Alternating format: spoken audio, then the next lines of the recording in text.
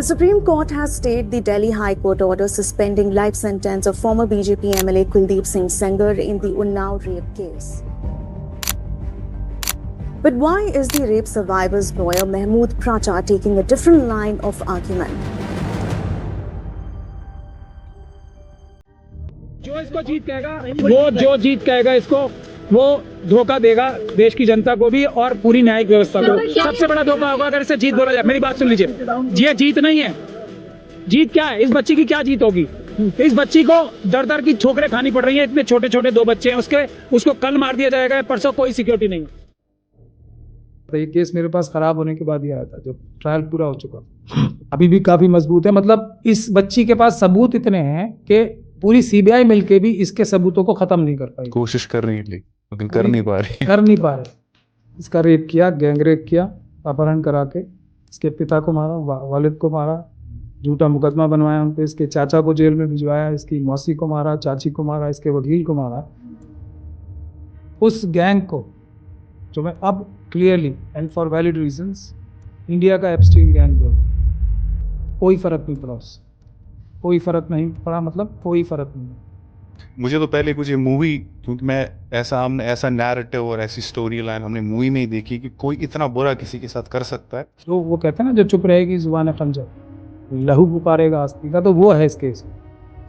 मुझे याद है कि आपकी खुद की पब्लिक स्टेटमेंट है, आप ये कहते हैं कि जो 2000 दिल्ली राइट्स थे ये हिंदू मुस्लिम कम्युनल इशू नहीं थे। बेसिकली इसमें क्या हो रहा था कि there were some Delhi police functionaries and the RSS जिन्होंने मिल के किया। तो मतलब मैं जानना चाहूँगा कि ऐसा क्या टेस्टमनीज या केस फाइल्स या ऐसा आप क्या देख के सुनते हो कि आप इस कंक्लूजन तक आ गए? अब 5 किलो अनाज लेने 80 करोड़ लोगों को जाना ही पड़ता है मोदी जी के दरवाजे पे। उसी लायक तो उन्होंने छोड़ा है। उन्होंने गारंटी भी दे रखी है कि अगले 5 साल तक तुम्हें मैं ऐसे ही रखूंगा। वो रोमन्स भी आम लोगों को सर्कस में बिजी रखते थे और लेकिन वो कम से कम ब्रेड तो देते थे बढ़िया। This podcast is brought to you by Human Online, serving humans, humanity and global peace.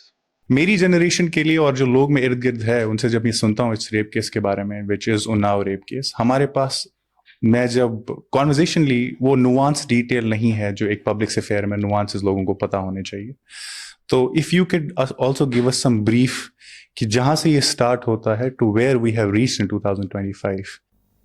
Thank you very much मुझे बुलाने के लिए और एक डिटेल में बात करने के लिए भी इस टॉपिक पे बहुत शुक्रिया आपका।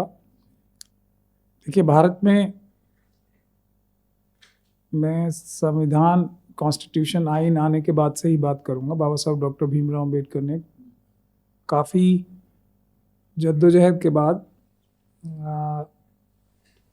फीमेल जेंडर को कुछ राइट्स दिलाने की कोशिश की।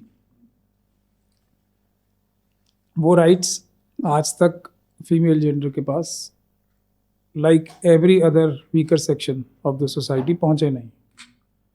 हाँ, उनका दिखावा बहुत होता है, पहुँच गए हैं, पहुँचा रहे हैं, पहुँचाते रहेंगे, लेकिन पहुँचे नहीं।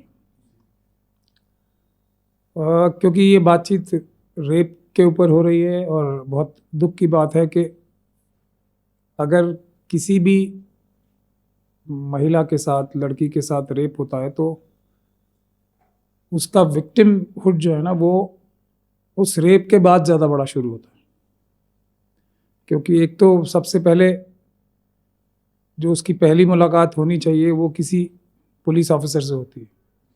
अब पुलिस ऑफिसर्स ज़्यादातर, मोर ऑफन देन नॉट, जैसे होते हैं, मुझे कुछ उस बारे में बताने की ज़रूरत है ही नहीं। वो कुछ भी होते हैं, लेकिन औरतों के लिए सेंसिटिव तो होते ही नहीं। मतलब रेयरली कोई 1000 लाख में से एक आध केस होगा तो वहाँ ही वो प्रॉपरली इन्वेस्टिगेशन का सवाल ही उठेगा। अदरवाइज़ तो पहली चीज़ तो यही होती है, सब लोग आजकल तो सबसे ज़्यादा सबके पास एक बहाना रहता है, चाहे वो हम लॉयर्स हों, जजेस हों, ब्यूरोक्रेट्स हों, ख़ास तौर पे पुलिस हो, कि हमारे सर पे काम इतना है, क्या और करें। तो वो इस एटीट्यूड से बात शुरू ही होती है कि एक मुसीबत हमारे सर पे आ गई। और रेप केस में 2013 के बाद से, 12 के बाद से, जब वो दिल्ली का गैंग रेप का केस हुआ तो उसके बाद से कानून में एक नी जर्क रिएक्शन करके बहुत सारे चेंजेस आए जो कि दिखाई देने के लिए ऐसे लगते हैं कि वो विमेन को एम्पावर करेंगे, ख़ास तौर पे अगर उनके साथ सेक्सुअल असॉल्ट होता है किसी भी फॉर्म में। एक बहुत लंबी चौड़ी इंटरनेशनल जो रिक्वायरमेंट्स हैं उसको फॉलो करने के लिए एक बहुत लंबे चौड़े प्रोविजंस बना दिए। अब प्रोविजंस किताब में कितने अच्छे लगते हैं या नहीं है ये तो मैं आपके व्यूअर्स पे ही छोड़ूंगा, लेकिन उनका अमल ज़मीन पे ऑलमोस्ट नील के बराबर होता है। हमारे मुल्क में, देश में सबसे बड़ी प्रॉब्लम यह है कि एक कहावत है, justice should not only be done, it should seem to have been done also.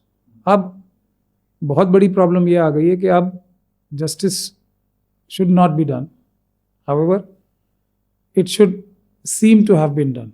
ये एक ट्रेंड चल गया है जो सबसे बड़ा डेंजरस ट्रेंड है, ख़ास तौर पे जो वीकर सेक्शन सोसाइटी के हैं। और women across the board definitely weaker section हर तरह से हैं, और अगर वो और छोटी बच्चियाँ हों तो उनके साथ और भी ज़्यादा प्रॉब्लम होती है। ये एक बैकग्राउंड मैंने दिया है, काफ़ी हॉरिफाइंग है लेकिन ये सच है, इसलिए लोगों को ये समझना बहुत ज़रूरी।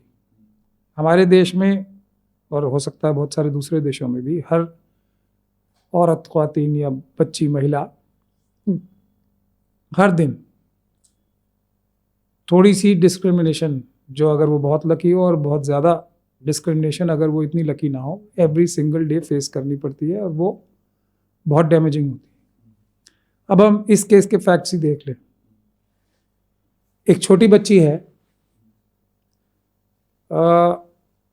उसके परिवार का एक बड़े ताकतवर आदमी से कुछ प्रॉब्लम चल रही है, कुछ बैकग्राउंड है या नहीं है, लेकिन कुछ माइंडसेट ऐसे होते हैं, ख़ास तौर पे जो इस तरह के अगर हिंदी में बोलूं तो बाहुबली जिन्हें राजनीतिज्ञ कहा जाता है, वो अपने आप को इंसान नहीं, इंसान से बहुत ऊपर, और दे आर ऑल कंट्रोलिंग, सब कुछ उनके काबू और कब्जे में रहना चाहिए। इतनी सी भी कोई एबरेशन उनके कंट्रोल में नहीं आनी चाहिए। ये उनकी एक ख़ास तरह की मेंटालिटी होती है।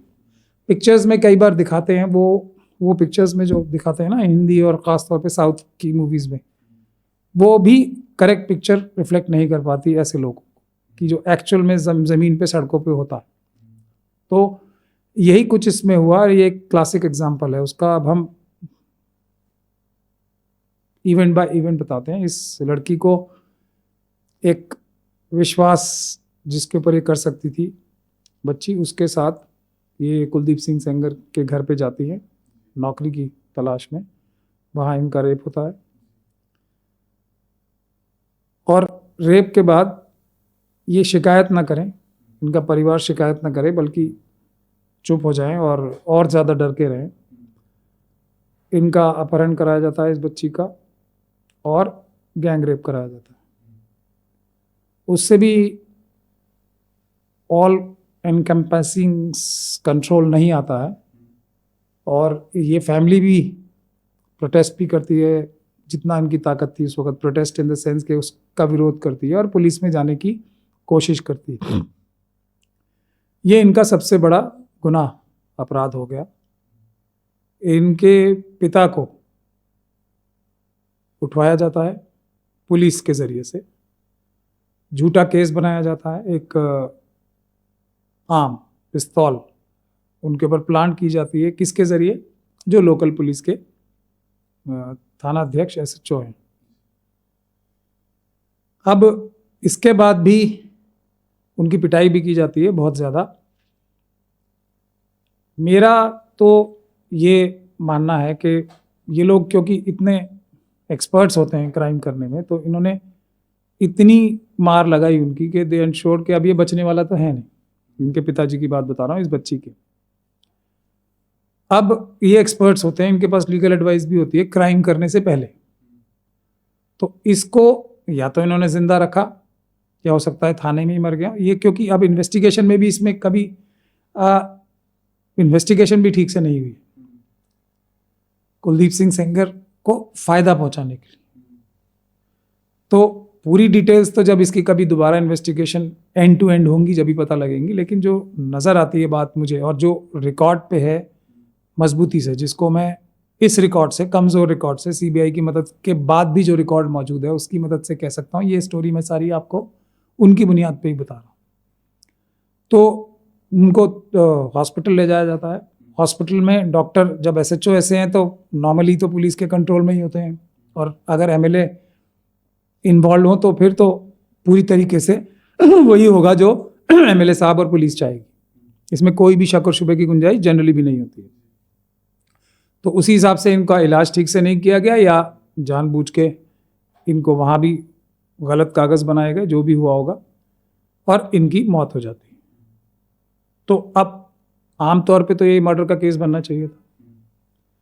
मर्डर भी किस तरीके की, एक्सटॉर्शन वाली मर्डर, यानी कि फिरौती के लिए जो मर्डर किया जाता है। अगर आपको कोई काम करने से रोका जा रहा है, इस केस में कंप्लेंट करने से रोका जा रहा था कि इनकी कंप्लेंट ना करो रेप और गैंग रेप की पुलिस में, इस वजह से अगर मौत होती है, डेथ होती है, तो उसमें सीधी सीधी पनिशमेंट है डेथ पेनल्टी। ठीक, अब पुलिस ने इसमें इस तरीके से इन्वेस्टिगेशन की, और ये बार बार मैंने तो ये बार बार हाईलाइट की है। अदालत में तो बहुत मजबूती के साथ की थी, कुछ मजबूरी में जब प्रेस के लोगों ने मुझसे इंटरव्यू ली तो कुछ मैंने उसका एक परसेंटेज ही प्रेस में भी बताया है कि CBI was hand in glove with Kuldeep Singh Sengar. अब ये हैंड इन ग्लव कब, जब ये हो चुका,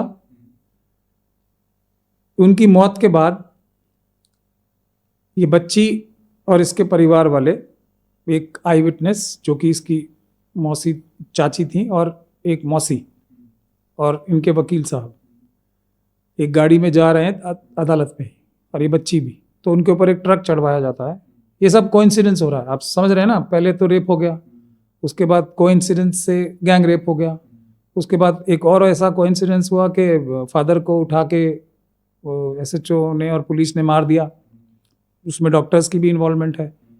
उसके बाद भी कोइंसिडेंस बंद नहीं हुआ है, एक ट्रक भी चढ़ जाता है, और उसमें भी बहुत मशकूक हालात में जो हुआ वो पब्लिक डोमेन में है, मैं बार बार रिपीट नहीं करना चाहता। उसमें उसकी चाची की डेथ होती है, मौसी की डेथ होती है, उसके वकील की डेथ होती है, वो भी मर जाते हैं। ये ऑलमोस्ट मरी जाती है। इसको एयरलिफ्ट किया जाता है यूपी से दिल्ली में, तब इसकी मुश्किल से जाके जान बचती है।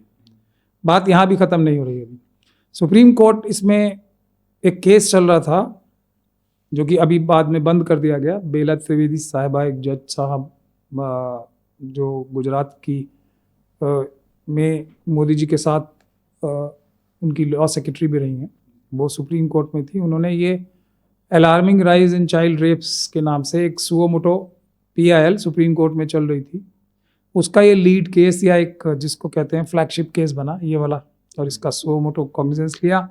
सुप्रीम कोर्ट ने CBI की इंक्वायरी, क्योंकि स्टेट गवर्नमेंट ही तुरंत मान गई थी तो उसकी ऑर्डर करने की ज़रूरत नहीं पड़ी, लेकिन इस बच्ची को एयरलिफ्ट करा के हॉस्पिटल पहुंचाया गया, और ये इसका इन्वेस्टिगेशन और केस ट्रांसफ़र दिल्ली किया गया। लेकिन उस गैंग को, जो मैं अब clearly and for valid reasons India का एप्स्टीन गैंग बोल रहा हूँ, कोई फ़र्क नहीं पड़ा उससे, कोई फ़र्क नहीं पड़ा, मतलब कोई फ़र्क नहीं पड़ा। CBI को वो फिर भी मैनेज करते रहे, और ये बात इसलिए मेरी स्ट्रेंथन हो जाती है इतना हार्श लैंग्वेज में बोलने के लिए, क्योंकि ट्रायल कोर्ट की ये फाइंडिंग है कि CBI के IO साहब कुलदीप सेंगर की मदद कर रहे थे, झूठे सबूत बना रहे थे, डॉक्यूमेंट्स फोर्ज कर रहे थे उसकी मदद करने के लिए। ये फैसला है ट्रायल कोर्ट में जिसमें इन्हें पहले वाले रेप केस में जिनको इनमें सजा, जिसकी सज़ा हुई है, जिसके लिए पूरा बवाल हुआ है। अभी बात वहाँ भी ख़त्म नहीं होती कि ट्रायल के दौरान ये सब हो रहा है, तो अब अदालत में तो पब्लिक प्रोसिक्यूटर भी होते हैं, मीडिया गेस तो ख़त्म हो जाता है, लोगों की सेंसिटिविटी तो पहले 1 महीने में मैक्सिमम ख़त्म हो जाती है। उसके बाद तो ये विक्टिम्स रह जाती हैं रेप की, और वो मोस्ट पावरफुल लोग जो उसके ऑपरेसर्स होते हैं वो रह जाते हैं। ये हमारे सोसाइटी की सबसे बड़ी कमी है, जिसकी वजह से कोई भी बच्ची, कोई भी महिला, कोई भी ख्वातीन सेफ नहीं है इंडिया में। क्योंकि जो होगा उसका अंजाम, जो लोग करते हैं ये सब गंदी घिनौनी हरकतें, उन्हें पता है इसमें यही चीज़ होनी है, पहले 7 दिन 8 दिन मैक्सिमम 1 हफ्ता, उसके बाद वो और ये जी बिल्कुल। कोई नहीं होता साथ, तो आप अंदाज़ा लगा ही सकते हैं। तो जब ये भी हो गया उसके बाद भी सीबीआई ने कोई एक्शन नहीं लिया, कोर्स करेक्शन नहीं किया, बल्कि पूरी जब तक के सज़ा नहीं हो गई, सज़ा में ये फाइंडिंग आई तब भी सीबीआई ने कोई एक्शन नहीं लिया। आमतौर पे इतना हाईलाइटेड केस सुप्रीम कोर्ट ने ट्रांसफ़र किया हुआ है तो आईओ साहब के खिलाफ कुछ एक सेंश्योर तो हो जाता छोटा मोटा, अगर उनके खिलाफ जो कानूनी सही कार्रवाई है, जैसे कि उनके खिलाफ एफआईआर दर्ज करके उन्हें ही जेल में जाना चाहिए था और इसकी इन्वेस्टिगेशन जो लेकुना उन्हें छोड़े थे उसको दूर करने के लिए फर्दर इन्वेस्टिगेशन करती थी, वो तो हुआ नहीं।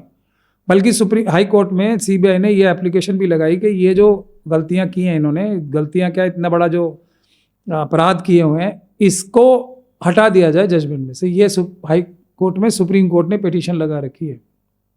एक तरफ कुलदीप सिंह ने अपनी अपील लगाई है कि मुझे बरी किया जाए, और सीबीआई ने उनकी मदद के तौर पे जो नीचे किया वो किया ही। यहाँ भी ये लगा रखी है कि सीबीआई के जो आईओ हैं उनको छोड़ दिया जाए, ये सब उनका कोई बात ही नहीं है, ये तो नॉर्मल सी बात है। यही पैराफ्रेज करके मैं बोल सकता हूँ। बात यहाँ भी नहीं ख़त्म हो रही।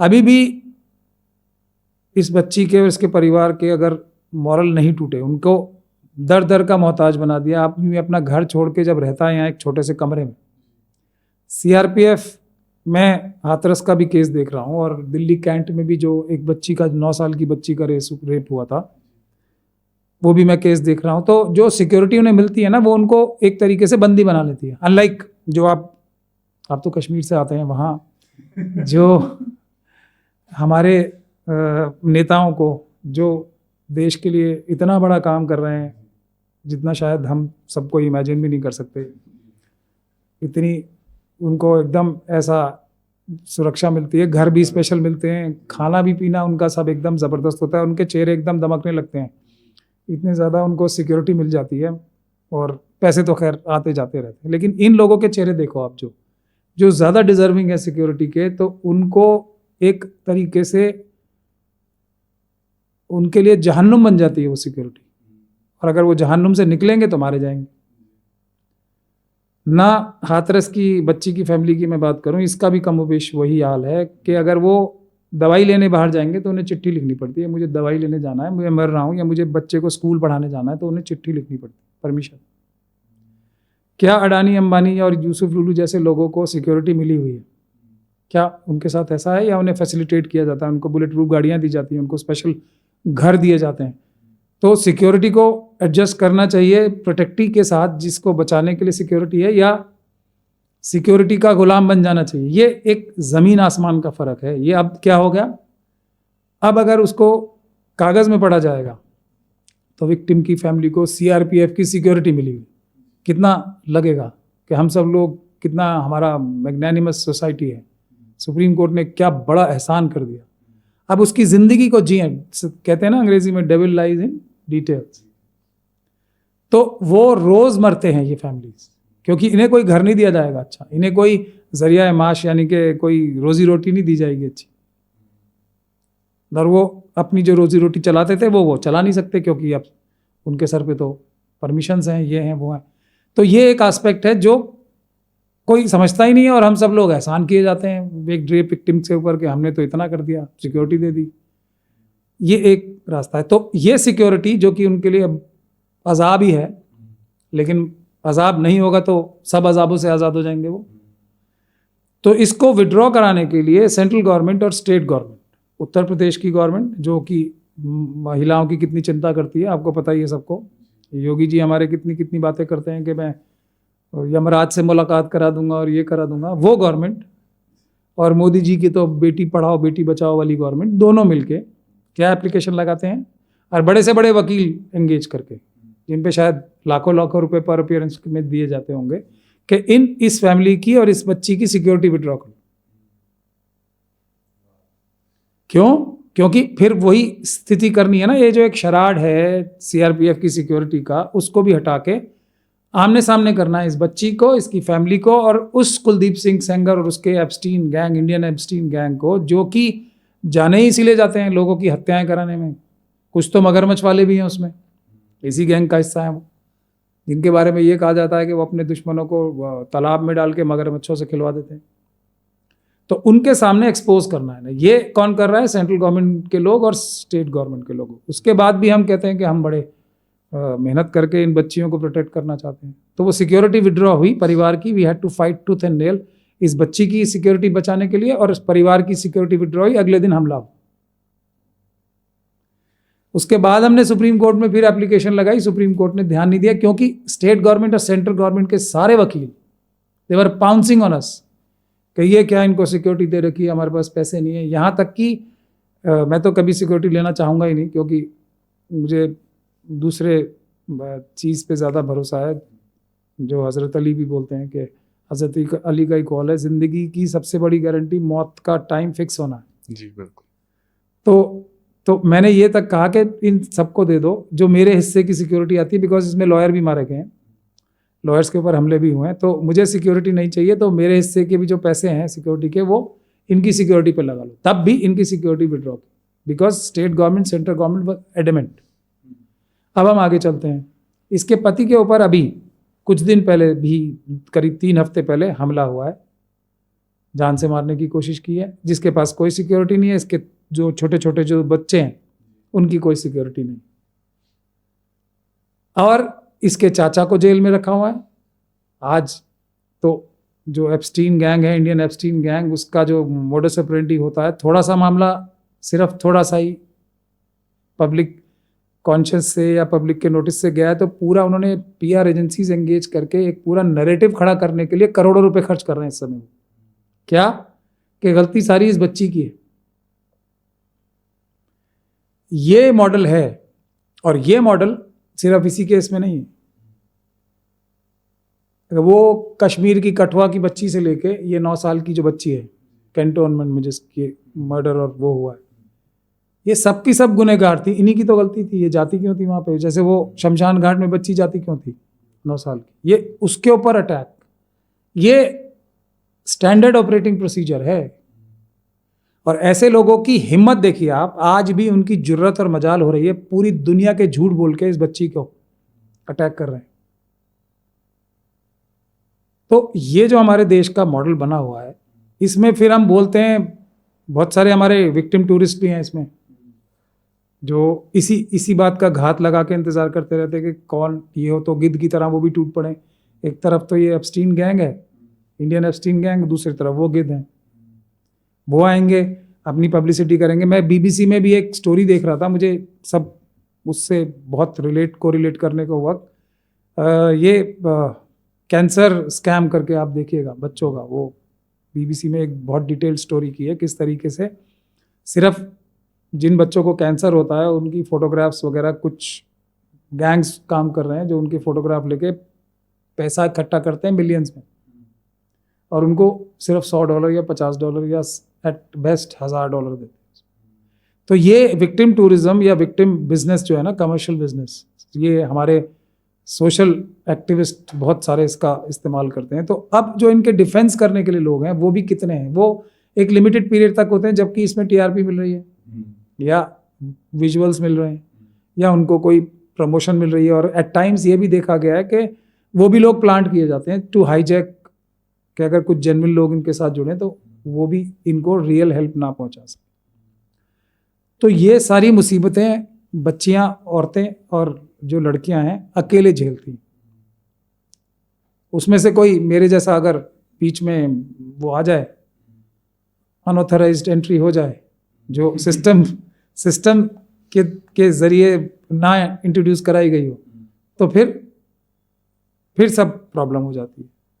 क्योंकि इस बच्ची को, अब आप, मैं जजमेंट पे अगर आप चाहोगे तो मैं उसका क्रिटिक बोल सकता हूँ, यहाँ पे बहुत लंबा बोल सकता हूँ, सीबीआई का भी रोल बता सकता हूँ, लेकिन मैं आपसे, आपके ज़रिए जो आपके सामेईन हैं उनसे ये पूछना चाहता हूँ कि इतनी बड़ी विक्ट्री का इसको सेलिब्रेशन करने वाले थे ये लोग, जैसे इस बच्ची को जिंदा रहते हुए जन्नत ही दे दी, क्या करके?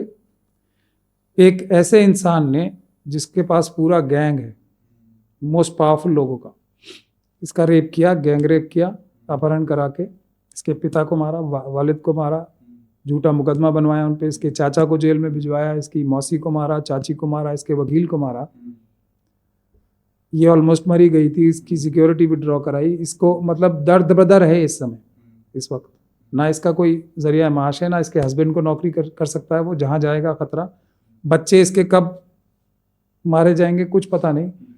उसको हम ये कह के कि हाई कोर्ट ने एक जजमेंट गलत दे दी थी जिसमें इसको रिलीज करने के लिए ऑर्डर हुआ था, वो हमने रुकवा दिया, that patently wrong illegal order हमने रुकवा दिया। तो हम इस बच्ची के ऊपर और मेरे ख्याल से पूरे मुल्क की जो बच्चियां हैं उनके ऊपर बहुत बड़ा एहसान कर रहे हैं कि हमने इसकी जो जमानत हो जाती है बाहर आ जाता तो हमने रुकवा तो दी, इससे बड़ा एहसान हम अपनी बच्चियों के ऊपर क्या करें। इसमें मैं अगर और भी समझना चाहूँ, और ये मेरा पहला इवन सवाल भी था जब मैंने पूरा का पूरा केस देखा था, कि मतलब मान लीजिए कि आपने ये जो इसमें क्रिमिनल हैं सेंगर, उनको आपने ताउम्र सजा दे दी, ठीक है, उनको आपने लाइफ सेंटेंस दे दी, तो क्या सच में ये है वर्थ जस्टिस एक ऐसी लड़की के साथ जिसको आपने पहले 7 साल उसको स्ट्राइव करना पड़ा, उसके माँ बाप को कत्ल किया जाता है, उसको तो मॉरली उसके बाद उसी पे एफआईआर होता है नहीं, उसके बाद तो ये वाली एफआईआर हुई, वरना तो कहाँ हो रही थी। जी मैं वही कह रहा हूँ कि चलिए मान लिया कि आपने इनको लाइफ सेंटेंस दे दिया संगार साहब को, but is this really the worth justice for that girl जिसको 7 साल इतना पिसना पड़ा again and again and again? मतलब यहाँ पे मीनिंग ऑफ जस्टिस रही क्या जाती है? इसके बारे में किसी ने सोचा है? नहीं सोचा ना, यही बुनियादी बात है। उसको जस्टिस तो हो ही नहीं सकता, उसको न्याय हम दे ही नहीं सकते। इस बात को पहले तस्लीम करेंगे, इसको एक्सेप्ट करेंगे जब तो हम आगे चलेंगे। जब ये तो उससे भी बुरी बात है ना जो मैं आपको बोल रहा हूँ, वो जमानत हमने रुकवा दी जो कि कभी होनी नहीं चाहिए थी जमानत, जो कि कानून के सारे जो सेट प्रिंसिपल्स हैं उसके खिलाफ है। जेल नॉट बेल बन जाती है वंस यू आर कन्विक्टेड। तो वो जेल नॉट बेल में उसको बेल जो दे दी गई थी वो हमने दोबारा कानून को रिस्टोर कर दिया 4 हफ्ते के लिए, जेल नॉट बेल को रिस्टोर कर दिया, बेल नॉट जेल नहीं रहने दिया। तो इसका इस बच्ची के ऊपर एहसान लगा रहे हैं कि हमने इतनी बड़ी विक्ट्री हासिल कर ली। तो इसलिए the moment I came out तो मैंने ये पर्सपेक्टिव देश का कम से कम ठीक करने की कोशिश की। इसको हम कभी भी न्याय नहीं दे सकते, ये बात हमें माननी पड़ेगी। अब हम सिर्फ एक सॉरी के रूप में, एक मतलब जिसको अपॉलॉजी के तरीके से ये कह सकते हैं कि अब तक तो हमने ये गलती की, अब आगे से नहीं करेंगे। और इसके साथ साथ जो हमने गलतियां की हैं एज ए कंट्री, बोल रहा हूँ मैं आपको, ये छोड़ दीजिए ये जुडिशियल फैसले और ये सब, एज ए कंट्री तो अब हम कम से कम तुम्हें एज अ कॉम्पनसेशन जिसको बोलते हैं वो तो करें, कम से कम अब तो करें। किसी ने ध्यान दिया? बड़े बड़े वादे लोगों ने किए, आई एम सॉरी टू से, लोग आते हैं फोटो ऑप कराते हैं चले जाते हैं, और उसके बाद इस बच्ची और इसके परिवार का क्या हो रहा है उसके बारे में किसी को पता है? आज फिर पता है क्या हो रहा है? आप सोशल मीडिया जाके देख लीजिए, पूरी पीआर टीम साफ नजर आ रहा है जो, और खतरनाक लोग जो अपने आप को खतरनाक बार बार बताते हैं, करनी सेना और ये, तो वो एकदम पाउंस कर रहे हैं और ऐसा माहौल बना रहे हैं हम 11 तारीख को प्रोटेस्ट करेंगे। तो ये हम उसको थैंक यू गिफ्ट दे रहे हैं एज ए कंट्री। और अभी भी सीबीआई आराम से बैठ के तमाशा देख रही। एक केस चल रहा है अभी भी, गैंग रेप का केस अभी कंटिन्यू है। सिक्योरिटी इनके पास नहीं है, तो सीबीआई ने अभी कोई कार्रवाई की? ये जो आप ट्विटर हैंडल उठा, ट्विटर देख लो, सॉरी एक्स देख लो या फेसबुक देख लो या कुछ देख लो, इस वक्त वहाँ सुप्रीम कोर्ट में तो इनकी तरफ से जो बैटरी ऑफ लॉयर्स अपीयर हुए थे वो इसके ऊपर वहाँ भी हमला कर रहे थे कि इसने पब्लिक डोमेन में जाके जजेस के बारे में ये बोला और वो बोला। जबकि वो खुद जजेस के बारे में क्या बोल रहे थे, जुडिशियल सिस्टम के बारे में क्या बोल रहे थे और क्या वो कर रहे थे, उसके बारे में तो कुछ बात ही नहीं है। वो तो अलाउड है ना, क्योंकि वो कुलदीप सिंह सेंगर हैं, एप्स्टीन गैंग के मेंबर हैं, वो भारतीय एप्स्टीन गैंग के, उनको सब अलाउड है, उनके लिए सब कुछ अलाउड है। इस बच्ची के लिए पूरे अब मेरे ख्याल से कई करोड़ रुपए इस पे खर्च हो चुके होंगे अब तक, जो ये नैरेटिव कैंपेन चलाया जा रहा है, और 11 तारीख को जंतर मंतर में प्रोटेस्ट भी करेंगे। तो इससे इसको कितना सुरक्षित महसूस हो रहा होगा कि ये जाके उसमें गैंग रेप के मुकदमे में कितनी बहादुरी के साथ गवाही दे। या गवाही देती रहे। और हमारा एज अ सोसाइटी ये है कि जिस दिन आपने गवाही देके पूरी कर ली, ये तो किसी भी विटनेस के साथ सही है, हमारा जो विटनेस प्रोटेक्शन सिस्टम है इतना ज़्यादा खूबसूरत है। Please catch the satire in this कि प्रोसिक्यूशन का काम, स्टेट का काम है, ये विटनेस आई विटनेस है तो इसको हमने लाया, सुरक्षा दी, जो भी दी। मैंने सुरक्षा के बारे में आपको, सिक्योरिटी के बारे में बता ही दिया है। जिस दिन गवाही खत्म हुई उसकी और सज़ा हुई या नहीं हुई, उस दिन के बाद उसकी सुरक्षा वापस। हमारा काम हो गया ना, आपको जो डोरमैट की तरह यूज़ करना था फेंक दिया, सिक्योरिटी विड्रॉ, अब आप जानो वो जानो। अब अगर सज़ा हो गई तो जो बड़े रसूखदार अपराधी हैं, क्रिमिनल्स हैं, तो वो इस विटनेस से जिसने सज़ा दिलवाई है उससे नाराज़ होंगे या खुश होंगे? आप ये बता दो। ज़्यादा नाराज़ हो जाएंगे कि, और उनके दोस्त फ्रेंड्स तो सारे बाहर घूम ही रहे हैं, और हम ये कहते हैं उसको कि भाई अब हमारा तुम्हारा तो लेना कुछ देने नहीं है, बाय बाय। ये हमारा सिस्टम है।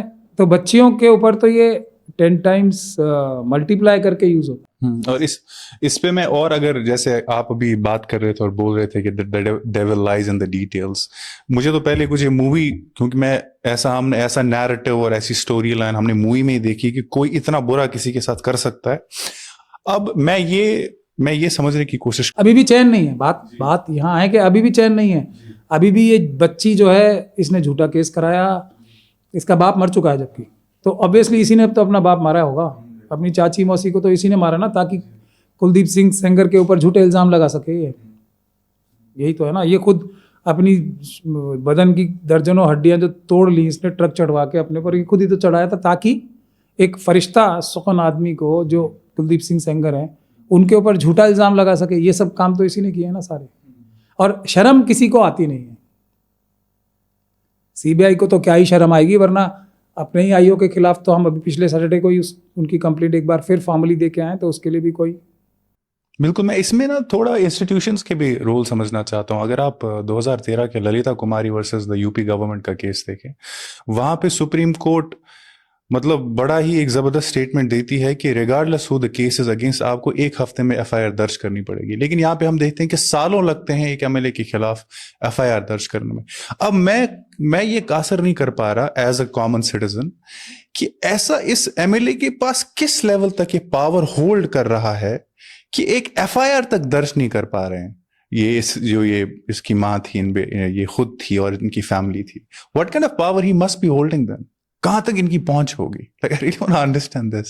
ये बहुत इंटरेस्टिंग सवाल है, लेकिन पहले मैं आपके जो दर्शक हैं उनके लिए ललिता कुमारी क्लियर कर दूं। ललिता कुमारी कॉग्निजेबल ऑफेंस के लिए फौरन एफआईआर करने के लिए डायरेक्शन देती है, और अगर पुलिस ऑफिसर नहीं करेगा तो उसके खिलाफ एफआईआर की कानूनी कार्रवाई की डायरेक्शन देती है। जो 1 हफ्ते का टाइम है वो उन एफआईआर के लिए जिसमें ये पता करना हो कि कॉग्निजेबल ऑफेंस डिस्क्लोज हुआ है या नहीं हुआ है। कुछ कैटेगरीज दे रखी हैं, वो एक्सेप्शनल कैटेगरीज हैं, लेकिन आम तौर पे जो कानून बना हुआ है वो फौरन एफआईआर करने का है। फौरन मतलब फौरन जी, उसी वक्त। ये 1 हफ्ते का कोई स्कीम नहीं है। खैर, ललिता कुमारी के बाद, और यहाँ एक और इम्पोर्टेंट बात है जो हाईलाइट करने के लिए ज़रूरी है। मैंने कहा ना, लेटर में होता है, स्पिरिट में नहीं। जजमेंट इतनी अच्छी है, काफ़ी अच्छी है, मैं कहूँगा, इतनी अच्छी तो नहीं कहूँगा, मगर इम्प्लीमेंट कभी नहीं होती जब तक कि ये सूट उन लोगों को नहीं करता जो ललिता कुमारी की, जिनको ज़रूरत ही नहीं। वो तो वैसे ही एफआईआर करा लेंगे अगर पुलिस चाहे, for whatever reason. I am not casting aspersion, तो वो तो वैसे ही कर लेंगे एफआईआर। और अगर पावर्स दैट बी चाहें तो वो भी वैसे ही करा लेंगे। उसमें ललिता कुमारी की तो कोई आवश्यकता ही नहीं है। ललिता कुमारी की तो वहाँ आवश्यकता है जहाँ ये पुलिस फोर्स और पावर्स दैट बी एफआईआर कराने में इंटरेस्टेड ना हो, या उनको कोई लेना देना नहीं हो। ये तो कीड़े मकोड़े, इनको मरना ही है, क्यों आ गए यहाँ पे? ललिता कुमारी तो उन लोगों के लिए है। वहाँ मुझे तो आज तक एक केस पूरे इंडिया में मिला नहीं है देखने को, और आई हैव थोड़ा बहुत एक्सपीरियंस कि इस तरफ से ललिता कुमारी को कभी भी फॉलो किया है। और मज़ेदार बात यह है कि ललिता कुमारी की कंटेम्प्ट पूरे मुल्क में मिला के 10 भी नहीं हुई होंगी कुल। और FIR तो मेरे ख्याल से हमने लड़ झगड़ के अभी एक कराई है, तो उसके लिए भी रिवीजन में जाके स्टे करा रखा है। तो तब ललिता कुमारी का क्या मतलब रह गया? सुप्रीम कोर्ट की जो कहते हैं ना इकबाल का क्या रह गया? ना इकबाल हो गया। ये अब हम आगे चलते हैं। इस केस में तो ये एक अकेला केस नहीं है, हर केस ऐसा ही। तो ये मैसेज दे रहे हैं हम अपनी सोसाइटी को, और इस बात को जो बोलेगा उसको ये बोला जाएगा कि he is a cynical person. तो ये बात ये है कि ये इतना बड़ा गंदा और घिनौना काम हो रहा है, ये बताओगे तो आप देश का नुकसान करोगे, सोसाइटी को गलत पिक्चर पेंट करके दिखाओगे, दुनिया क्या कहेगी। अरे अगर दुनिया क्या कहेगी ये चिंता है तो हमें ये जो जिस वजह से हम जैसे लोग ये चीज़ें हाईलाइट करते हैं वो वजह ख़त्म करनी चाहिए ना। फौरन FIR होकर इन्वेस्टिगेशन फ्री एंड फेयर होनी चाहिए। अब आप मैं जो आपका other half of the question था कि ये एक MLA, एक ही MLA, हज़ारों MLA हैं इंडिया में, इसकी ऐसी कौन सी ताकत है? इसके दो बहुत अहम रीजंस हैं। एक तो जहाँ तक पॉलिटिशियंस हैं वो, ये जैसे मैंने एप्स्टीन गैंग बोला है तो मैंने कुछ रिसर्च करके सोच समझ के ही बोला। इनके साथ के लोग जितने भी हैं जो, और कोई एक पॉलिटिकल पार्टी की बात नहीं है, कमोबेश यहाँ इस पॉलिटिकल पार्टी में जो अभी रूलिंग पार्टी है उसमें ये सब मल्टीफोल्ड ज़्यादा है, पर इसका एक फ्रैक्शन और बड़ा फ्रैक्शन दूसरी पार्टियों के लिए भी एकदम ट्रूथफुल है। तो इसमें ऐसा नहीं सोचना चाहिए कि मैं बीजेपी की क्रिटिसिज्म करने के लिए ये सब बोलता हूँ। तो कुलदीप सिंह सेंगर अकेले तो नहीं है, उनके साथ तो बृजभूषण शरण सिंह साहब तो पूरी एकदम जिसको कहते हैं ना तलवार लेके कूद पड़े हैं कि ये बिल्कुल निर्दोष हैं और मैं बचाऊंगा इन्हें। और उनका बैकग्राउंड क्या रहा है जिसको वो फखरिया बताते हैं कि मेरे लिए तो लोग सड़कों पे आ गए थे, तो वो एक जो बच्ची थी उसने अपनी कंप्लेंट विड्रॉ कर ली, इसलिए क्योंकि उसने कंप्लेंट विड्रॉ कर ली मैं बेगुनाह। और ये कुलदीप सिंह सेंगर के लोग जो हैं वो लाखों की तादाद में है, वो आए नहीं तो इसके खिलाफ ये झूठा मुकदमा बन गया। ये उनका नैरेटिव है, ओपन विदाउट एनी हेजिटेशन, खुलेआम बोल रहे, और मैं उसके साथ हर तरह से खड़ा हूँ। ठीक, अब जब ये नैरेटिव है तो अब आप इसका क्या क्या कर सकते हैं? क्यों हैं? क्योंकि सभी तो एक जैसे हैं। एक वो थ्री मस्किटियर्स एक फिल्म थी ना, उसमें एक फ्रेंच जो लीजनेयर्स होते थे उनका शायद एक वो था नारा, one for all for one. तो वो इनके ऊपर हुर्फ लागू होता है। तो एक जाएगा तो उसकी मदद के लिए सब आएंगे, क्योंकि सभी ने तो वही काम करने हैं। अब आप इसको put the dots together, Modi ji और अमित शाह जी के लिए तो कौन बोलता है कि वो इसी तरह के काम करते हैं? एक तो सुब्रमण्यम स्वामी साहब, उनके सबसे सीनियर लीडर्स में से एक हैं वो, बीजेपी के ही, और दूसरे कपिल मिश्रा साहब जिन्होंने तो पूरी वीडियो ऑडियो कैसेट चलाई थी असेंबली में इसी चीज़ के बारे में, अमित शाह जी के बारे में और मोदी जी के बारे में। वो भी पुलिस का ही इस्तेमाल कर रहे थे ना, एक बच्ची को हॉन्ट करने के लिए या उसको स्टॉक करने के लिए। ये कपिल मिश्रा जी बोलते हैं जो कि अभी दिल्ली गवर्नमेंट में लॉ मिनिस्टर है। तो ना कपिल मिश्रा साहब के खिलाफ कोई एक्शन ले रही हैं मोदी जी और अमित शाह जी, ना सुब्रमण्यम स्वामी साहब के खिलाफ। तो इसमें क्या नजर आता है? सच्चाई है बातों में। तो ये एक वजह है। दूसरी वजह ये है, जैसे हाथरस का केस है, उसमें भी इतना बड़ा कोई व्यक्ति इन्वॉल्व नहीं था, लेकिन उसके कनेक्शन तो थे बीजेपी से। अब ये दूसरा एंगल ये आता है कि जो चीज़ है ना, हमें अपनी जो छवि है, छवि आप समझते ही होंगे अब तो, इमेज सुरक्षित रखनी है। अब सुरक्षित रखने के दो तरीके हैं। एक तो ईमानदारी से काम करो, वो जो आपकी छवि बिगाड़ने के लिए रेप ये सब चीज़ें होती हैं, लॉ एंड ऑर्डर प्रॉब्लम होती है, करप्शन होती है, वो ख़त्म करो। एक तो तरीका वो है ना, वो करो तो फिर तो कोई बात ही नहीं है, सब खुश और नोबडी कैन क्रिटिसाइज यू। लेकिन वो तो करना नहीं है, वो तो सारे गैंग तो वही हैं, एप्स्टीन गैंग्स। तो उसके बगैर तो क्यों कोई सेवा करने के लिए पॉलिटिक्स में आना पड़ेगा ना, फिर तो वो तो सेवा करने के लिए पॉलिटिक्स में आए। तो ये तो बड़ी अजीब सी बात है। पावर, एंजॉयमेंट, और ये वाली पावर के मैं इंसान को कीड़े मकोड़ों की तरह मसल सकता हूँ, ये तो अल्टीमेट है ना पावर का, इससे बड़ा तो कोई नशा ही नहीं है। वो इंजॉय करनी है तो अब ये सब चीज़ें तो ख़त्म हो नहीं सकती। तो अब हमें क्या करना है, पर्दा ढक, बुर्का लगाना है, बुर्का डालना है और बुर्का डाल के बिल्कुल ये दिखाना है कि सब कुछ तो एकदम सफ़ेद साफ, बुर्राक साफ, क्या बढ़िया इमेज है। तो ये उसकी दूसरी वजह है। जैसे ही ऐसा कुछ हो जाता है, अपनी छवि बचाने के लिए दूसरा रास्ता इख्तियार किया जाता है कि यही बच्ची जो है गलत है, ये महिला गलत है, इन्हीं की सारी गलती है, ये एक्सप्लॉइट कर रहे हैं, ये पैसे ले रहे थे, ये ब्लैकमेल कर रहे हैं, ये हैं, और ये तो फैमिली ही इनकी ऐसी है, इनकी मदर जो है प्रोस्टिट्यूशन कराती हैं। ये सब स्टैंडर्ड है, ये स्टैंडर्ड ऑपरेटिंग प्रोसीजर है। किसी भी केस में ऐसा आप मुझे दिखा दो ये एलिगेशंस ना लगे, और हम लोग देख रहे हैं फिर भी। ये सेम मूवी को हर एक केस में अलग अलग तरीके से रिपीट किया जाता है। एक्टर्स बदलते हैं पर वो स्टैंडर्ड ऑपरेटिंग प्रोसीजर सेम है। फिर भी हमारी कंट्री में, क्योंकि लोग तो अपने मतलब परिवार को पालने में ही इतने मसरूफ़ हैं, 5 किलो अनाज लेने 80 करोड़ लोगों को जाना ही पड़ता है मोदी जी के दरवाजे पे। उसी लायक तो उन्होंने छोड़ा है, उन्होंने गारंटी भी दे रखी है कि अगले 5 साल तक तुम्हें मैं ऐसे ही रखूंगा। वो रोमन्स भी यही काम करते आम लोगों को सर्कस में बिजी रखते थे। और नहीं, लेकिन वो कम से कम ब्रेड तो देते थे बढ़िया वाली। यहाँ तो सड़ा हुआ चावल और गेहूं दे रहे हैं, पर वो फक्र से बता भी रहे हैं। नहीं, अगर मैं इसमें आप थोड़ा और मुझे डिटेल में समझाने की कोशिश करें, मैं इसमें सीरियसली रोल ऑफ जुडिशरी समझना चाहता हूँ कि मैं जब उसी जुडिशरी को देखता हूँ when it comes to the cases of few political prisoners, right, उसमें सालों लग जाते हैं केस सुनने में, बट द सेम जुडिशरी इतनी ज़्यादा ओपन या उसको मैं किसी तरीके से लिबरल हो जाती है कि वो कहती है कि कोई बात नहीं, you know, we can suspend जो बेसिकली क्रिमिनल है बाय द लॉ, जिनको बोला जाता है ठीक है हम इनका केस सस्पेंड कर सकते हैं, मुजरिम है, मुलजिम नहीं, राइट। तो मैं मुजरिम है, तो मैं इसको हिपोक्रेसी तो नहीं समझूंगा, बट मेरे लिए बहुत ही कॉन्ट्रडिक्शन है कि ये सेम कोर्ट कैसे एक्ट कर रही है, एक केस में एक तरह से सालों ले रही है उनका केस सुनने के लिए। For example the case of Umar Khalid या बहुत सारे ऐसे पॉलिटिकल प्रिजनर्स। मैं तो कश्मीर में तो खैर इतने नाम है कि मैं क्या ही बोलूँ, बट खैर, लेकिन वहाँ से उमर खालिद बोलेंगे क्योंकि वो दूसरे तरह का जो गैंग है जी, जो विक्टिम टूरिज्म करता है, उन्होंने एक पॉपुलर नेम कर रखा है जिसको वो पूरी दुनिया में एक्सप्लॉइट कर रहे हैं for their own personal reasons. और जब तक मैं आपको बताऊं, ये जब तक उमर खालिद जेल में रहेगा जी, तो फायदा किसका है? उन्हीं का, उनके चैंपियंस का। एग्जैक्टली। ये भी एक एस्पेक्ट है जो हमें समझना पड़ेगा, नहीं समझेंगे तो यही होगा जो हो रहा है। लेकिन इसमें ये इतना कॉन्ट्रडिक्शन आता कैसे है जुडिशरी में कि एक केस को सुनने के लिए भी 3 साल लग जाते हैं और दूसरे केस को सस्पेंड करने के लिए एक हियरिंग?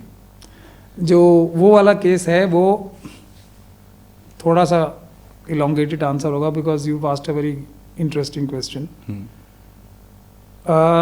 उसमें मैं भी, एक तस्लीम नाम का एक एक्यूज्ड है, उसका मैं भी, आप लॉयर हैं। अब तस्लीम के केस का बिना नाम लिए, बिना लॉयर का नाम लिए, रेफरेंस हर एक लॉयर ने, हर एक एक्यूज ने लिया है सुप्रीम कोर्ट।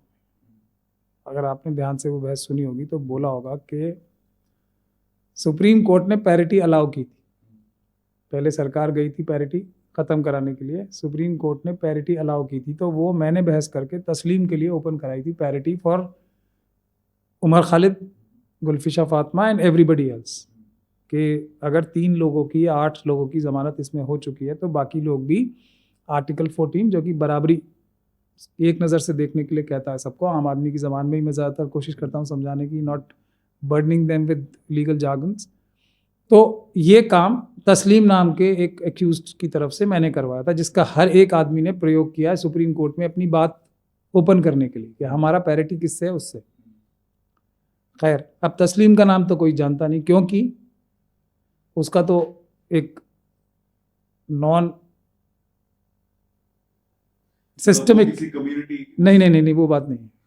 वहाँ कम्युनिटी और ना कम्युनिटी ये सब सेकुलर होते हैं। ये जो गैंग्स हैं ये सेकुलर होते हैं हमेशा। As in he doesn't come from a group, you can say that. That group से नहीं आता, ना उनका लॉयर, ना वो जो विक्टिम है, वो जिसे मैं विक्टिम ही बोलूँगा तस्लीम को, क्योंकि उसके ऊपर झूठा मुकदमा बनाया गया है, वो उस गैंग से नहीं आता, जो कि पैरेलल नेगेटिव पॉजिटिव नहीं होंगे तो दोनों में से कोई नहीं चलेगा ना। तो ये एक सर्कस है जिसमें दो तरफ का होना बहुत ज़रूरी है। तो वो उनसे नहीं आते तो फिर अलग बात है। अब तस्लीम के केस में मैं क्यों ये बता रहा हूँ कि ये बेंच सेम है। जिस बेंच ने तस्लीम की ज़मानत रिफ्यूज़ की, और ये बिल्कुल स्टार्क केस है, आज आपने बोल दिया था, मैं बोल रहा हूँ, अभी तक मैंने कभी इस बात को बोला नहीं है। तस्लीम की ज़मानत अभी कुछ ही दिन पहले उमर खालिद वगैरह की ज़मानत हुई, उसी दिन तस्लीम की भी अलग बेंच से, उनकी तो ज़मानत उस दूसरी बेंच से हुई थी, इस बेंच से भी वो ज़मानत डिसमिस हुई। उसमें हमने ओपन एंड शट केस बनाया था डिले का। अब यूएपीए के केसेस में डिले, ऐसी दर्जनों जजमेंट हमने साइड की थी कि अगर कुछ साल हो जाएं और ट्रायल ख़त्म ना हो, ट्रायल ख़त्म होने की कोई उम्मीद भी ना हो, तो बेल पे छोड़ देना चाहिए। क्यों? तब जो ये कॉन्सेप्ट है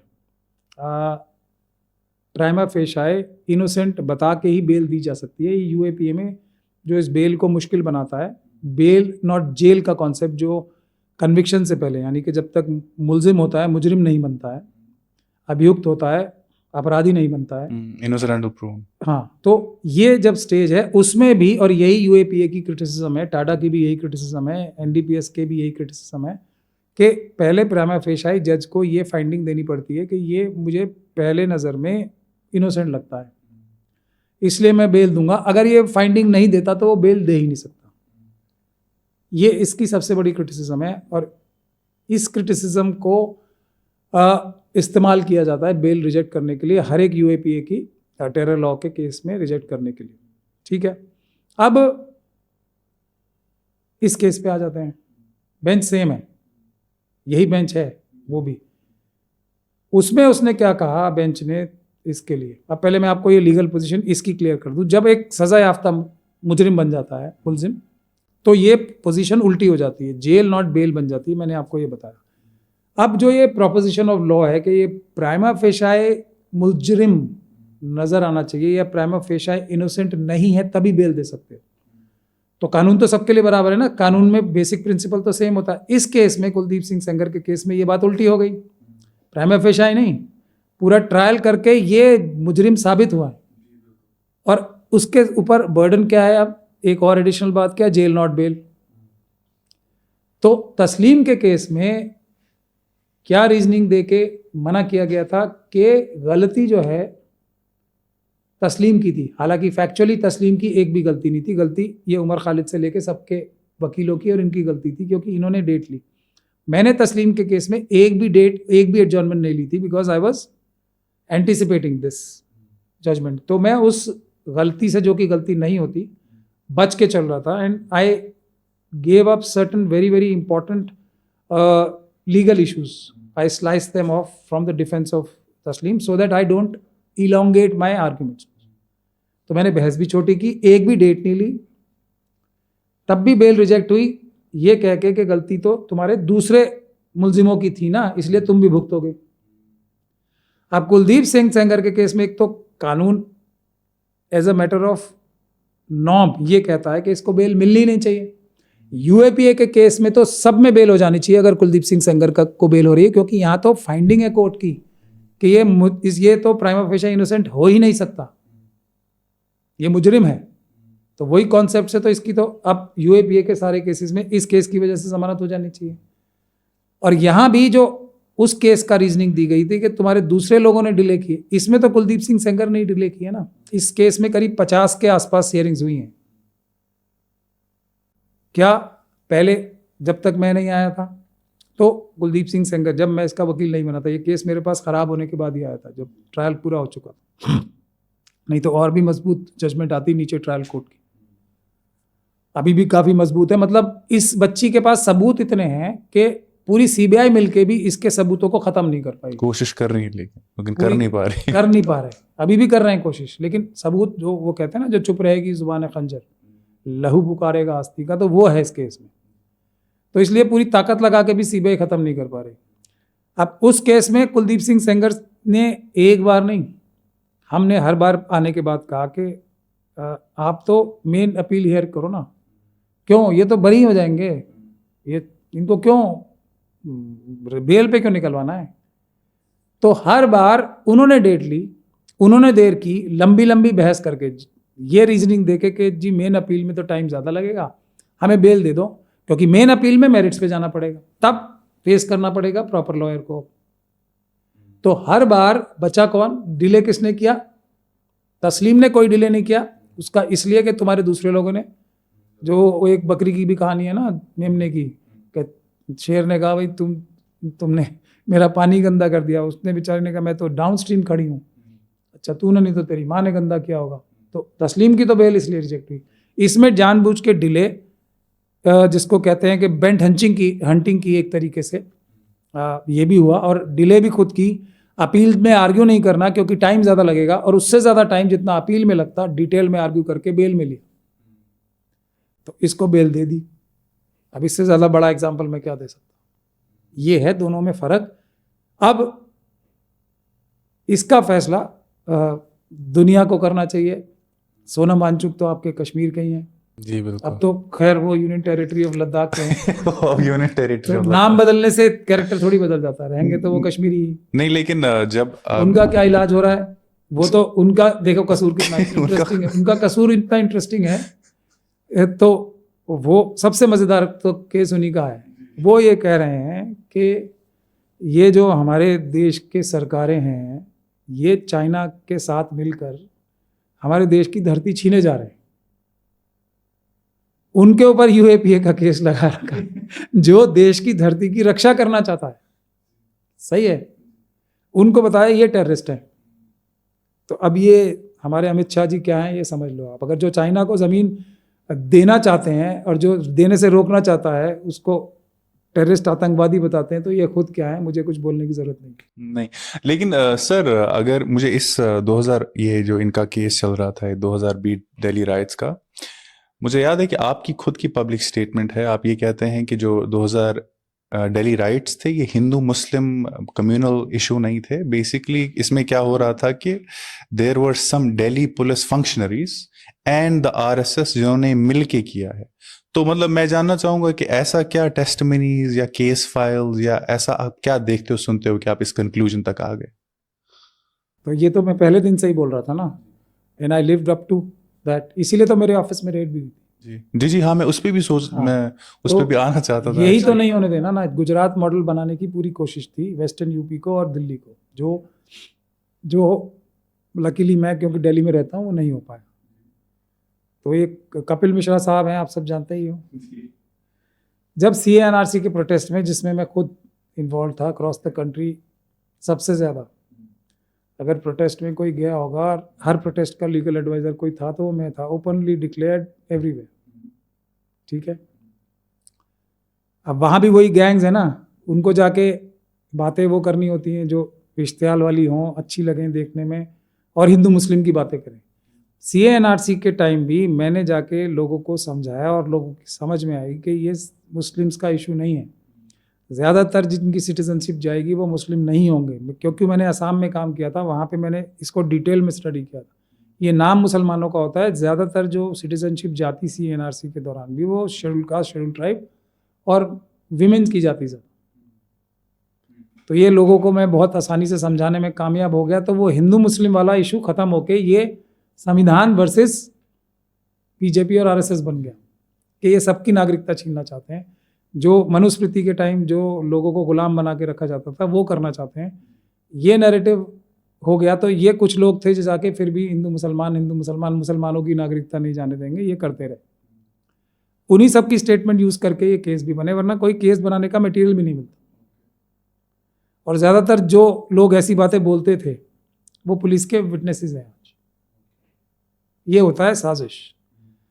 अब मैंने ये क्यों कहा और फिर मैंने लिव अप भी किया। मैंने करीब 30 से भी ज़्यादा RSS के फंक्शनरीज़ को हमारे ही ऑफिस से, क्योंकि कंप्लेनेंट्स हमारे ही ऑफिस में आ रहे थे, कोर्ट के ज़रिए, अब फैसला मैं तो करता नहीं हूँ, कोर्ट ही करते हैं, मैं तो सिर्फ अपना केस प्लीड करता हूँ। बड़े बड़े जो इनके फंक्शनरीज थे उनको जेल भिजवाया। उन्होंने फेसबुक में ये भी लिखा के मोदी जी और अमित शाह जी हमें बचा नहीं रहे, हम तो उन्हीं का एक तरीके से तो काम कर रहे थे। ये भी उनके रिकॉर्ड है कि हम तो देशभक्ति का इतना काम कर रहे थे, हमें क्यों नहीं छुड़ा रहे मोदी जी और ये। खैर, ये कपिल मिश्रा जी के खिलाफ भी FIR 3 FIR हो चुकी हैं। हालांकि वो स्टे हो जाती हैं तुरंत, वो एक दीगर बात है, बट क्योंकि जब CA NRC के प्रोटेस्ट को पीसफुल ना रहे वो RSS और BJP ने, और जो करप्ट ऑफिशियल्स हैं जो उनके साथ काम करते हैं, दिल्ली पुलिस के भी उसमें बहुत सारे ऑफिसर्स हैं, नहीं करा पा रहे, वायलेंट नहीं करा पाए, गोली तक चलवा ली। RSS के लोगों ने गोली तक जो ख्वातीन प्रोटेस्ट कर रही थी उनके ऊपर गोली भी 2 जगह चलाई, एक शाहीन बाग में और यहाँ पुलिस के साथ खड़े रह के चलाई। हाँ, एक तो वो जो जामिया में और एक शाहीन बाग में भी चलाई थी गोली, तब भी ये वायलेंट नहीं हुआ प्रोटेस्ट, यहाँ से किसी ने जवाब ही नहीं दिया। तब कपिल मिश्रा साहब को, ये एक नंदकिशोर गुर्जर भी हैं यहाँ जो उनके BJP के MLA हैं, और पूरी एक हज़ारों लोगों की टीम तैयार की गई, कपिल मिश्रा जी को फ्रंट एंडिंग कराई। जो DCP सूर्या साहब थे उस टाइम, उन्होंने खड़े होकर वो स्पीच दिलवाई उनसे, और उसके बाद इन्होंने हमले शुरू किए। ये सब FIRs मैंने उनके खिलाफ कराई। इसलिए मैं ये बोलता था कि ये हिंदू मुस्लिम राइट थे ही नहीं, ये अटैक्स थे RSS और BJP और ये जो पुलिस के जो करप्ट ऑफिशियल्स थे उनके, और वो हम मेटिकुलसली, थोड़ा टाइम तो लगेगा ही when the dice is cast against you. इसीलिए मुझे बार बार हटाने की भी कोशिश होती है ना इन सब केसेस से, कि मैं हट जाऊं बस, उसके बाद तो फिर यही रहेगा ना कि हम अपने लोगों को छुड़ा के ले जाएंगे जो बेगुनाह फंसाए जाते हैं, और जो पुलिस के लोग हैं और RSS के लोग जो हर जगह एक ही फॉर्मूला अपनाते हैं वो आज़ाद रहेंगे कि हमें तो कुछ हीट फेस ही नहीं करनी पड़ती। यहाँ हम एक जगह करेंगे, फिर दूसरी जगह, तीसरी जगह, जो भी होगा ज़्यादा से ज़्यादा इन लोगों को छुड़ा लिया जाएगा, हमें क्या फ़र्क पड़ा, हमारे पास तो कोई फ़र्क ही नहीं पड़ता। तो वो फॉर्मूला मैं तोड़ने की कोशिश कर रहा हूँ, इसलिए ये इतना हो रहा है। तो अब उसके बाद एक नहीं,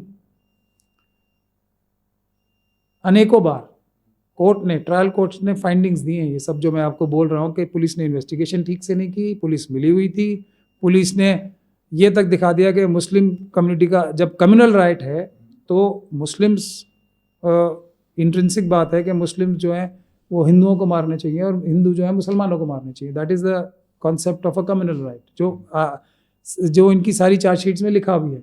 मगर ऐसे भी केस फाइल हुए हैं कि मुसलमानों ने मुसलमानों को ही मारा। मतलब अगर कम्युनल राइट है तो फिर मुसलमान मुसलमानों को क्यों मारेंगे? ऐसे भी केस हैं बहुत सारे। फिर ये भी केस ऐसे भी किया। इसलिए मैं बोल रहा हूँ ना कि ये करप्ट ऑफिशियल्स की बात थी कि अगर मुस्लिम्स के खिलाफ केस दर्ज करना है तो पूरी की पूरी सड़क है जो कि एक तरीके से सैकड़ों मीटर लंबी सड़क है, उसमें 25-50 दुकानों को जला दिया गया तो एक ही FIR दर्ज होगी और उसमें फिर गवाह भी नहीं रखे जाएंगे ठीक से, तो झूठे गवाह रखे जाएंगे, जिसकी वजह से मेरे ऊपर भी केस चला। झूठे गवाह पुलिस ने रखे और इल्ज़ाम मुझ पे लगाया कि जो वीडियोग्राफी में चीज़ नज़र आ रही है मेरे ऊपर उस केस में इल्ज़ाम ये है कि जो चीज़ वीडियोग्राफी में नज़र आ रही है वो सच को बताने के लिए मैंने एक विटनेस को उकसाया कि तुम ये बात बोल दो क्योंकि तुमने ये भी देखी होगी। पुलिस ने ये दिखाया कि जिन लोगों को वीडियोग्राफी में नज़र आ रहे हैं वो दुकान लूटते हुए वो नहीं मुस्लिम लोग थे, हालांकि वो थे ये जो इनके संगठन है बजरंग दल या किसके मेंबर्स थे जो वीडियो में नज़र आ रहे हैं। तो जो एक्चुअली अगर मेरे ऊपर इल्ज़ाम है, हालांकि वो भी मैंने काम नहीं किया, वो रियलिटी है एस्टैब्लिश्ड बाय ऑक्यूलर एविडेंस, और जो पुलिस कह रही है वो झूठ है बिकॉज ऑफ दिस वीडियो, वो झूठा केस भी मेरे ऊपर बनाया। तो बुनियादी बात ये है कि हम ये मेटिकुलसली ये साबित कर रहे हैं। अब कोर्ट्स की जजमेंट्स भी आ रही हैं कि हाँ पुलिस ने ये भी काम किया कि जहाँ हिंदुओं की जो एक पूरा अगर कंपाउंड मान लिया जाए तो उसमें अगर 20 एक कंपाउंड में 20 दुकानें थी तो 20 FIR दर्ज हुई। ये भी हमने फाइंडिंग कोर्ट से ली। तो इसलिए मैं ये बोल रहा हूँ कि ये हिंदू मुसलमान नहीं होते, जितने भी ये प्रोसेशंस में भी मस्जिदों पे हमले होते हैं ये भी हिंदू मुस्लिम नहीं होते हैं। जो आम हिंदू हैं वो अपने धार्मिक जो भी उनकी भावनाएं होती हैं उसके तहत वो एक अपना जुलूस निकालते हैं।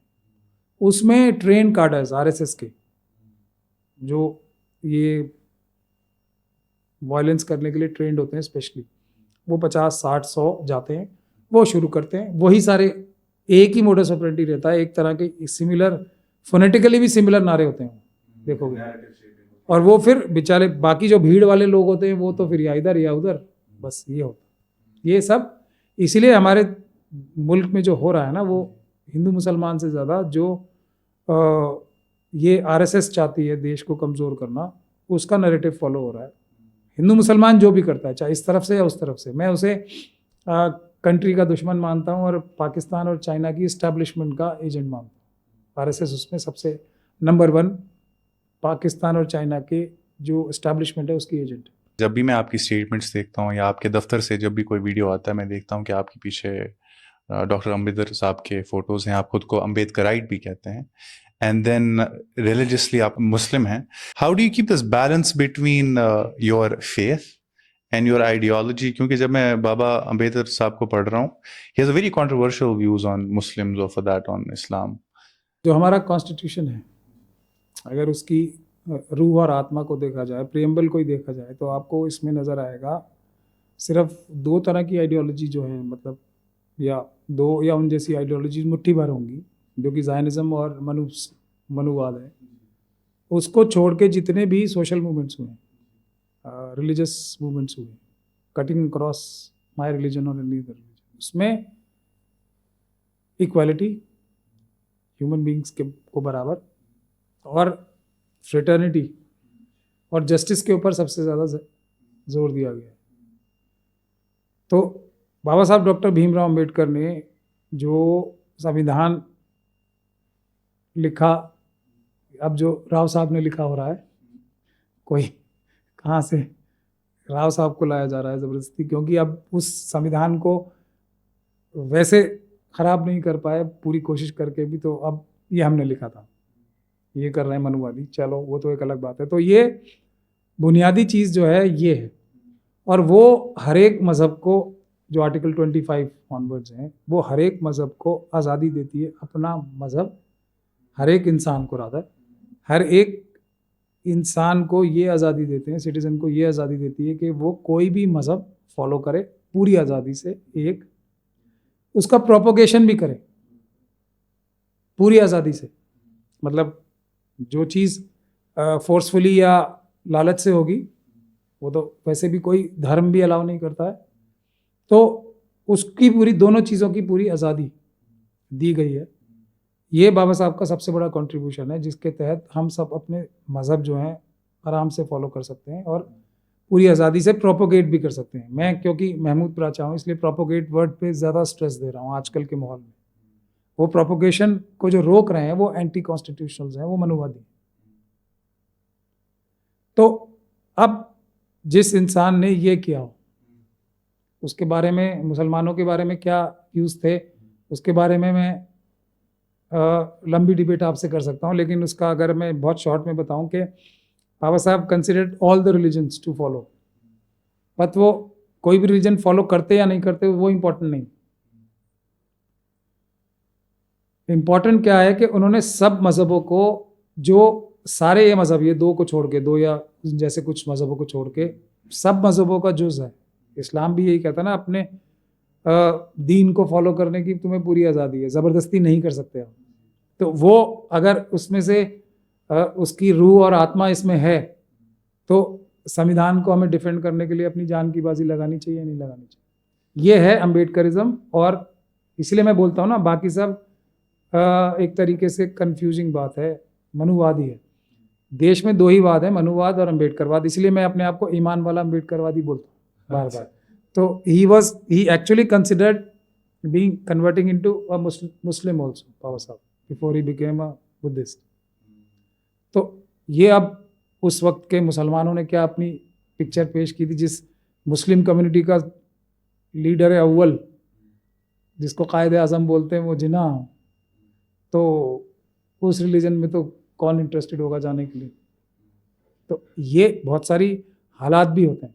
मैं इसमें बिल्कुल इंटरेस्टेड नहीं हूँ कि बाबा साहब कोई भी मज़हब बनाते या नहीं बनाते, वो किसी भी मज़हब में रहते, लेकिन अगर वो ये संविधान यही लिख रहे थे, और संविधान लिखने का मतलब ये नहीं लिख दिया, तो सबसे बड़ा कंट्रीब्यूशन उनका ये है कि चारों तरफ के विरोध के बावजूद अपने मुट्ठी भर साथियों के साथ ही was able to bring these important issues in constitution of India, equality of vote, universal suffrage, ये इतना बड़ा कंट्रीब्यूशन। ये लिखने से तो एक लाइन है, लेकिन ये करवाने में कितनी मेहनत लगी होगी उन्हें, ये हम इमेजिन नहीं करते। ये केस लड़ने में इतनी मेहनत लग रही है तो हाँ, कॉन्स्टिट्यूशन में ये तो कुलदीप सिंह सेंगर के केस में ये हालत है, तो आप समझ सकते हैं कि ये एक बराबर का वोट देना, औरतों को बराबर बनवाना, ये कितना आसान या मुश्किल काम था। तो अगर जो मैं इस्लाम मज़हब का फॉलो करता हूँ उसका अगर कोई आत्मा और रूह फॉलो कर रहा है कि जो मैं इस्लाम को मैं समझता हूँ सोशल मैसेज, रसूल अल्लाह ने हमें क्या दिया, इंसाफ और मजलूम की लड़ाई में जो सबसे आगे खड़ा रहे वो पक्के ईमान वाला है। रोज़े, नमाज, हज, ज़कात तो ये सब हम अपने लिए करते हैं ना, जो अल्लाह की डिमांड है हमसे, इंसाफ और बराबरी के लिए जद्दोजहद करना, वो जो करे वो इस्लाम की तरफ ज़्यादा है ना, रसूलुल्लाह ने जो सिखाया है, या कोई और जो पूरा दिखाने के लिए। वही मैं जो बोल रहा हूँ, justice should not be done these days. आदमी का ईमान नहीं होना चाहिए, लेकिन ईमान है ये दिखाना ज़रूर चाहिए, उसे कपड़े पहन के, दाढ़ी रख के या वो लगा के। और अगर मैं इसी पे जाऊं, मुझे याद है कि आप जो चंद्रशेखर आज़ाद है उनको भी आपने मदद की है एक बार बेल दिलाने में। लेकिन when I see today's India, और मैं because you are also an Ambedkarite, ज़्यादातर इश्यूज अगर हम दोनों साइड से देखें are the issues of minorities eventually. तो सिंबलिज्म, स्पीच से ज़्यादा what are the coherent steps these two communities have to take together ताकि इनकी हालात और सुधरे इस कंट्री में? कुछ ज़्यादा करना नहीं है, आसान है ये काम, लेकिन अब आपको ये समझना पड़ेगा, और वही की है, जिन लोगों ने 0.01% लोगों ने पूरे देश का वसाइल, जो कि इतना है कि our country was before the British came आए, उनसे पहले 1/4 या उससे भी ज़्यादा पूरी दुनिया की जो वेल्थ थी वो इंडिया में थी, सब खुशहाल थे। इतना पोटेंशियल जिस कंट्री में है, ये इसकी डिवीज़न के बावजूद, तब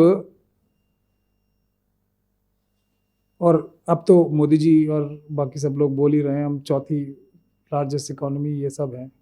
तो ये लार्जेस्ट इकोनॉमी किसी की गिफ्ट नहीं है, ये हमारे जो मुल्क में रहने वाले लोग हैं उनका है ये मेहनत, और जो हमारा स्ट्रैटेजिक पोजीशन है और जो नेशनल एसेट्स हैं, जो हमारे नेचुरल रिसोर्सेज हैं, उसका अंजाम है। बाकी सब लोगों ने तो ख़राब किया है, कुछ लोगों ने कम, कुछ सब ज़्यादा, वरना असली पोटेंशियल क्या है? 1/4 of the wealth of the world, वो तो पहुंच ही नहीं रही है ना। अब अंग्रेज़ों के आने के बाद से जितनी थी अबाउट 3% रह गई थी, जब वो गए तो उस कमोबेश आज वही नंबर है अभी भी। अब ये जो वेल्थ है, वेल्थ तो है कॉन्सेंट्रेटेड रहेगी, कॉन्सेंट्रेटेड 0.001% लोगों के पास है। ये है मनुवाद। ये एस्टेब्लिश करने के लिए और ये ऐसा निज़ाम रखने के लिए सारी ताकतें क्या जानती हैं कि सबसे पहले जो ये माइनॉरिटीज़ है ना, और आपने अच्छी बात कही, अगर हिस्ट्री में जाएंगे, कॉन्स्टिट्यूशनल हिस्ट्री में, तो जब तश्कील होनी शुरू हुई थी उस टाइम भी माइनॉरिटी सब कमेटी थी। माइनॉरिटी सब कमेटी में कौन कौन आता था? शेड्यूल कास्ट, शेड्यूल ट्राइब, मुस्लिम, सिख, क्रिश्चियन, बौद्ध, पारसीज एंड ये एंग्लो इंडियंस।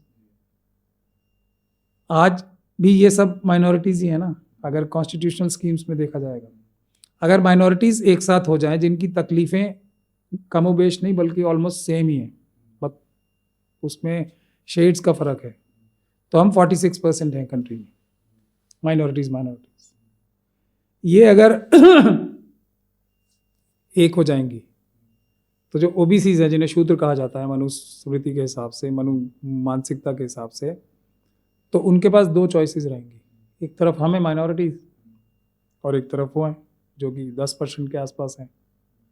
वहाँ वो शूद्र हैं और यहाँ हमारे बड़े भाई या बड़ी बहन है, तो वो किधर जाएंगे? बट ये कंसोलिडेशन माइनॉरिटीज़ की पहले होनी ज़रूरी है, और इसको रोकने के लिए ये लोग जो जानते हैं कि उनकी ज़िंदगी और मौत का सवाल है, ज़िंदगी मौत का तो नहीं, एक्चुअली हम लोग अगर कभी पावर में आएंगे तो जो भी अपर कास्ट के लोग हैं उनका हक जो परसेंटेज के हिसाब से है, with our Ambedkarite policy of जितनी जिसकी संख्या भारी उतनी उसकी हिस्सेदारी, तो उनका डोर नॉक करके उनका हिस्सा परसेंटेज तो हम तो घर पे रख के आएंगे, हम तो इंसाफ वाले लोग हैं ना। तो जब ये फार्मूला ऐसा है, इसमें तो कोई रॉकेट साइंस नहीं है ना। तो लेकिन तो आपके पास है मतलब रॉकेट साइंस यही है कि ये सब इस चीज़ पे ताकत लगाते हैं कि हम आपस में लड़के रहें, और इसीलिए लीडरशिप हाईजैक होती है हमारी। हाईजैकिंग द ऑपोजिशन का जो कॉन्सेप्ट है ना वो यही है। तो अब But do you think there is an Ambedkarite opposition which is strong in India? Yes, इन जैसे इसका सेंगर का केस वापस ले लेते हैं, इसके साथ प्रोटेस्ट करने के लिए कितने लोग थे? इसके साथ देने के लिए या फिर इसके खिलाफ? इसको साथ देने के लिए सड़क पे बैठ के प्रोटेस्ट करने के लिए। बहुत ज्यादा। कहाँ देखा आपने ज्यादा? एज इन जब ये स्टार्ट होता है 2017 में 18 में नहीं, 17 छोड़ो, आज की बात नहीं, आज तो कोई नहीं था, 4-5 मैक्सिमम, नहीं बिल्कुल 3 तो उसमें से फैमिली मेंबर्स। जी जी। लेकिन लोगों के दिल में था दिल में सहानुभूति इसके लिए थी। अपने अपनी मुसीबतों में फंसे हुए, प्रोटेस्ट नहीं कर पा रहे, लेकिन 99.9% जो लोग थे उनके दिल में ये था कि ये इतनी बड़ी ज्यादती हो रही है, हम क्या करें इसके लिए। करा नहीं, कुछ कर नहीं पाए, वो अलग बात। एज ए लड़की के लिए या फिर लड़की के फेवर में जी। अब ये तो सब प्लान करके पीआर एजेंसीज कर रही है ना, जो अभी उसका वापस नैरेटिव बना रहे हैं। इसमें तो करोड़ों रुपए खर्च हो रहे हैं। तो बस यही छोटा सा एग्जांपल है, उस तरफ से करोड़ों रुपए, एस्टैब्लिशमेंट, ये सब होता है हम लोगों को लड़ाने में, हम लोगों की लीडरशिप हाईजैक करने में। जैसे वहाँ भी लीडरशिप, उसका वॉइस हाईजैक करने की कितनी कोशिश हो रही है। अभी आपको नजर आएगा आने वाले टाइम में कि क्यों हुआ ऐसा। तो वही बात है, हमारे लीडर्स ही नहीं है कोई। आज़ादी के बाद से आप बताओ, काशी राम जी को छोड़ के कौन सा लीडर आया किस कम्युनिटी का? एक लीडर बता दो। ऑब्वियसली लीडरशिप क्राइसिस, अब लीडरशिप बनने नहीं देंगे, यही बैटल है। और उसके लिए जो हम जैसे ईमान वाले अम्बेडकराइट्स हैं, इसीलिए मैक्सिमम कुर्बानी देके हम कभी भी, मेरे पास कोई भी अम्बेडकर वादी आता है तो मैं उसकी बिना देखे, मैंने चंद्रशेखर साहब की सिर्फ बेल ही नहीं कराई है, और भी बहुत कुछ किया है। अगर आप डिटेल में रिसर्च करेंगे तो आपको पता लगेगा। और वो उन्हीं के लिए नहीं है, कोई भी आएगा उसके लिए है, क्योंकि हम जैसे लोगों को ओपन रहना। मैं तो सीधे सीधे बोलता हूँ ना, कुछ लोग हम आरएसएस के छीन के अपनी तरफ लाते हैं, कुछ वो हमारे ले जाते हैं। ये तो चलता है, ये तो दिस इज अ जो है ना course correction of the country.